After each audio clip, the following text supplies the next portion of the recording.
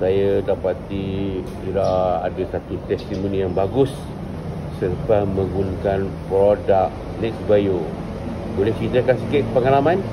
Apa punca masalahnya? Okey, saya Ira. Saya dulu ada masalah gastrik. Kalau lambat makan ke apa ke memang ada angin naik lah. Sampai sakit dada lah apa. Lepas tu disebabkan kekurangan masa lah kan. Kalau kita kerja, busy kerja lah apa, sampai lupa makan. Itu menyebabkan saya punya gastrik selalu datang. Kalau lambat makan je mesti kena. Kalau makan pedas lagi teruk kena. Kalau makan pedas sikit je terus sakit perut. Memang mengganggulah harian saya. Berapa lama dah menghadapi masalah?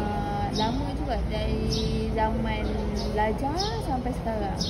Kalau pergi klinik ke apa, dapat ubat tahan sakit je. Lepas tu nanti kalau macam langgar pantang ke apa ke, kadang kita macam leka kerja kan.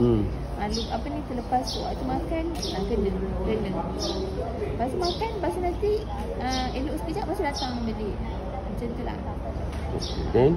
Lepas saya dah pakai produk Next Bio tu, saya amalkan, ada berkurang walaupun saya tak makan macam banyak. Saya cukup sehari tu sekali cukup. Amalkan konsisten sampai 2 kotak, dah dapatlah pengurangan dia. Kalau macam makan lambat tu masih okey lagi. Lepas tu kalau makan